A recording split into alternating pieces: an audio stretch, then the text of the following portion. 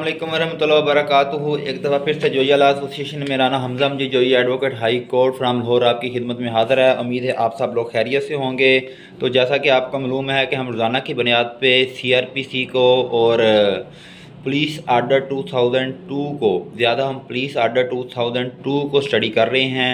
तो अब तक हमारे चैप्टर 8 पुलिस आर्डर 2002 के हो चुके हैं। तो अब हम चैप्टर 9 स्टार्ट करते हैं और इंशाल्लाह ताला इसके 19 चैप्टर हैं पुलिस आर्डर 2002 के। कोशिश होगी कि 2-3 दिन के अंदर अंदर हम पुलिस आर्डर 2002 को ख़त्म करके ताकि आगे हम स्टार्ट करें, अगली किताब स्टार्ट करें, ये किताब को ख़त्म करें जितनी जल्दी हो सके।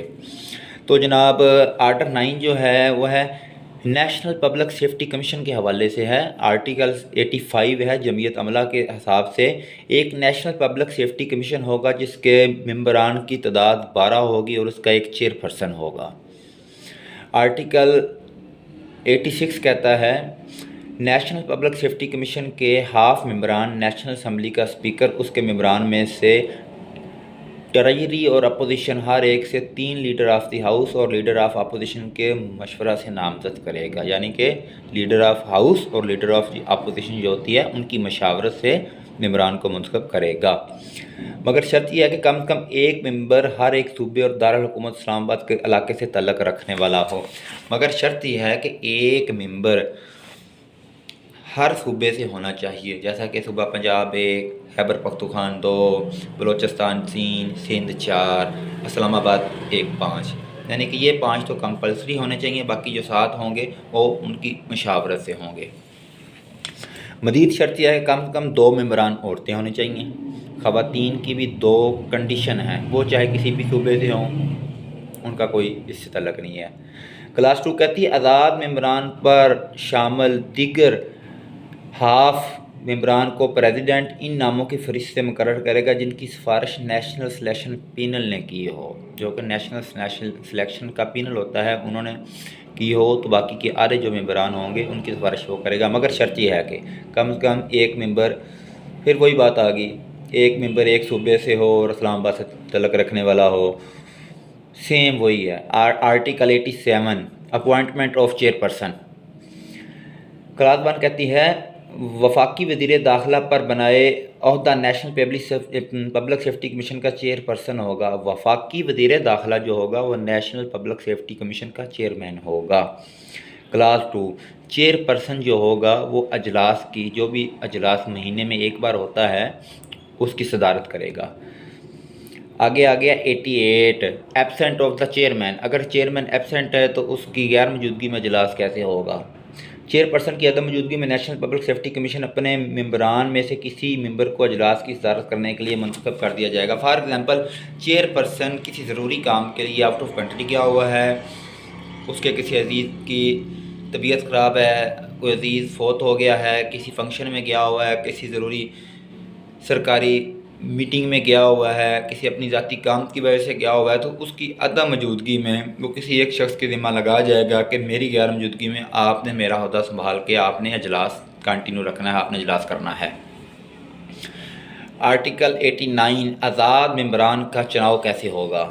क्लास 1 आज़ाद मेंबरान के लिए एक सिलेक्शन पैनल होगा जो chief justice supreme court of Pakistan जो इसका चेयरपर्सन होगा और प्रेसिडेंट और वज़ीर आज़म हर एक के नामजद करदा एक शख्स पर मुश्तमिल होगा। मगर शर्त यह है कि ऐसा शख्स मुंतखब शुदा नुमाइंदा या सरकारी मुलाजम ना हो।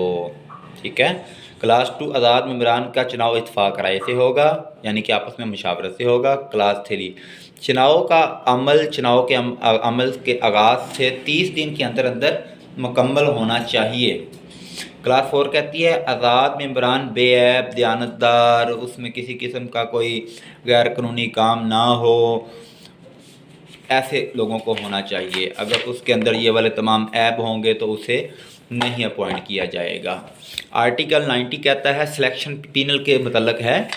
सिलेक्शन पैनल आज़ाद मेंबरान के चुनाव के लिए पब्लिक से दरख्वास्तें या नामजदगियाँ तलब करेगा और अहल और ख्वाहिशमंद उम्मीदवारों का इंटरव्यू लेने के बाद की जाने वाली तकर्रियों की तादाद से दोगुने अशखास के नाम प्रेसिडेंट ऑफ पाकिस्तान को भिजवाएगा। आर्टिकल 91 आज़ाद मेंबरान के चुनाव का मयार और तरीक़ेकार क्या होगा। کوئی نیشنل پبلک سیفٹی کمیشن کا ممبر بننے کا نااہل ہوگا اگر وہ کسی سیاسی پارٹی کا رکن ہوگا، کریمنل ہوگا، بد چلن ہوگا، رشوت خور ہوگا، حکومت کے خلاف پروپیگنڈا کرنے والا ہوگا، کسی فوجداری جرم میں ثابت قرار پا دیا گیا ہوگا، اس کوئی ذاتی مفادات سے ٹکرائے گا، سروس پاکستان سے کوئی منافع بخش عہدہ رکھتا ہوگا، پاکستان کا شہری نہ ہوگا۔ آرٹیکل 92 ہے نیشنل پبلک سرٹیفکیشن کارہائے منصبی۔ کلاس 1 کہتی ہے اپنے فرائض کی انجام دہی میں national public safety commission, federal investigation, Pakistan railway police, anti narcotic force, frontier constabulary, Pakistan motorway highway police, قانون نافذ کرنے والے کسی دیگر وفاقی اور کسٹم کے اینٹی اسمگلنگ ونگ جو پولیس کے اختیارات استعمال کر رہا ہو کی کارگزار نگرانی کرے گا۔ یعنی کہ جو نیشنل پبلک سیفٹی کمیشن کا عہدیدار ہوگا کہ فرائض سر انجام دے رہا ہوگا، وہ ان تمام اداروں کو چیک اینڈ بیلنس کر سکتا ہے۔ کلاس 2 کہتی ہے آرٹیکل 168 کے مطابق سٹیزن پولیس لائنز کمیٹیوں کی قیام اور کارگزاری کو سہل کرے گا۔ کلاس 3 کہتی ہے ضمن 1 کے تحت اپنی کار منصبی کو نقصان پہنچائے بغیر نیشنل پبلک سیفٹی کمیشن مندرجہ ذیل کارہائے منصبی انجام دے گا۔ کلاس اے اس کی اسلام آباد کے لیے کیپٹل سٹی پولیس افسر کی تقرری کے لیے 3 پولیس افسران کے پینل کے لیے وفاقی گورنمنٹ سے سفارش کرنا اور وفاقی تفتیش ایجنسیوں پاکستان ریلوے پولیس، موٹر وے پولیس اور فرنٹائر کانسٹیبلری کے سربراہان کی تقرری کے لیے وفاقی گورنمنٹ سے سفارش کرنا ہے۔ کلاس بی کہتی ہے صوبائی گورنمنٹ کو کسی پولیس افسر کی تفتیش کے لیے 3 پولیس افسروں کے پینل کی سفارش کا ہونا ضروری ہے۔ کلاس سی کہتی ہے وفاقی گورنمنٹ کے فرائض کی غیر تسلی بخش انجام دہی کی بنا پر معمولی کی 3 سالہ میعاد ختم ہونے سے پہلے اسلام آباد کے کیپٹل سٹی پولیس افسر اور فیڈرل لا انفورسمنٹ ایجنسی کے سربراہ کے تحت قبل از وقت تبادلہ کی سفارش کرنا، مگر شرط یہ ہے کہ ایسی سفارش کرنے سے پہلے national public safety commission police افسر کو اصالتاً سماعت کیے جانے کا موقع دیا جائے۔ آگے جناب آ جاتے ہیں ہم آرٹیکل 93 پر۔ آرٹیکل 93 ہے جناب نیشنل پبلک سیفٹی کمیشن کے جو ممبران ہیں ان کا عہدہ اور ان کے عہدے کی میعاد کتنی ہوگی۔ کلاس 1 کہتی ہے کسی ممبر کے عہدے کی میعاد وہی ہوگی جو نیشنل اسمبلی کی ہے، سوائے جب کہ وہ اپنی میعاد کے اختتام سے پہلے کسی وقت اپنے عہدے سے استعفیٰ ہو جائے یا نیشنل اسمبلی کا ممبر نہ رہے۔ جتنا 5 سال صوبائی اسمبلی کی یا نیشنل اسمبلی کے ممبران کی تعداد اپنے میعاد ہوتی ہے، 5 سال تک تو اس کی میعاد رہے گی ہی۔ ہاں اگر وہ اس سے پہلے اپنی جاب سے خود ریزائن دینا چاہے تو وہ دے سکتا ہے۔ کلاس 2 کہتی ہے کوئی ممبر دوسرے میعاد کا اہل نہیں ہوگا، یعنی کہ کوئی اور میعاد اسے نہیں دی جائے گی۔ کلاس 3 کہتی ہے ممبر کو اجلاسوں میں حاضر ہونے کے لیے قواعد کے مطابق ٹی اے دیا جائے گا، یعنی ایک بندہ اگر اجلاس اسلام آباد میں ہونا ہے تو ایک بندے نے لاہور سے اسلام آباد جانا ہے تو اسے آنے جانے کا کرایہ بھی دیا جائے گا۔ کلاس 4 کہتی ہے آزاد ممبران کو قواعد کے مطابق اعزازیہ ادا کیا جا سکتا ہے۔ اعزازیہ میں کوئی شیلڈ ہو سکتی ہے، پیسے ہو سکتے ہیں، استناد ہو سکتی ہیں، کچھ بھی ہو سکتا ہے۔ کلاس 5 کہتی ہے ممبران مجموعہ ضابطہ فوجداری کے مطابق جسٹس آف پیس ہوں گے۔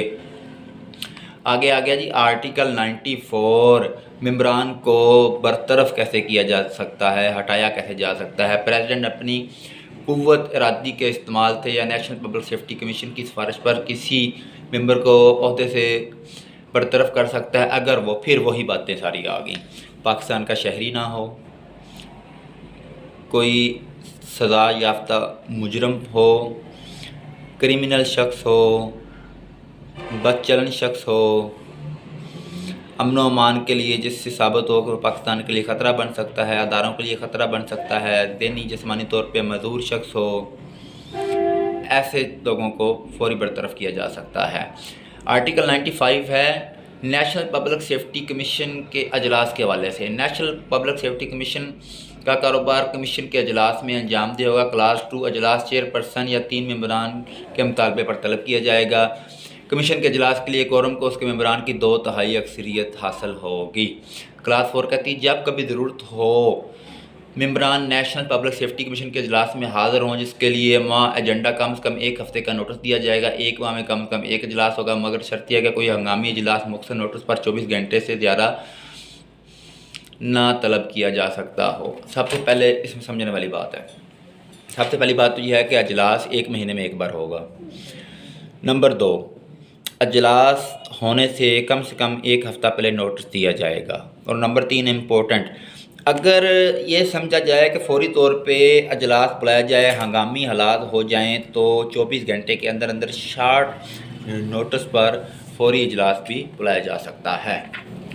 کلاس 5 کہتی ہے بربنائے عہدہ چیئرپرسن کو ووٹ دینے کا حق حاصل نہ ہوگا ماسوائے برابری کی صورت میں۔ اگر الیکشن ہو جائے تو جو چیئرپرسن ہے پہلی بات تو اسے ووٹ دینے کا حق نہیں ہے، لیکن اگر دونوں گروپوں کا ووٹ برابر ہو جائیں تو پھر جو چیئرپرسن ہوگا وہ اپنا ووٹ کاسٹ کر سکتا ہے، کسی ایک پارٹی کا ووٹ دے سکتا ہے۔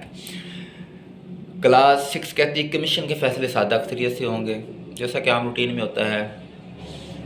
کلاس 7 کہتی ہے جب کبھی ضرورت ہو کمیشن پبلک کے ساتھ مشورہ بھی کر سکتا ہے۔ کلاس 8 قانون نافذ کرنے والے ایجنسیوں، استغاثہ، جیل خانہ جات اور آزمائشی خدمات کے سربراہان ووٹ نہ ڈالنے والے ممبران کی حیثیت سے کمیشن کے اجلاس میں غیر حاضر ہوں گے جبکہ انہیں دعوت دی جائے گی۔ کلاس 9 کمیشن خاص متنازع امور پر مشورہ کے لیے کسی ماہر کو بلایا جا سکتا ہے، جیسے پہلے میں نے آپ کو اگزامپل دی تھی کہ اگر کوئی بندہ انفٹ ہے تو اس کا ایک باقاعدہ میڈیکل بورڈ ہوگا، اور میڈیکل بورڈ کون کرے گا؟ میڈیکل اسپیشلسٹ ڈاکٹر کرے گا، یہ بندہ انفٹ ہے۔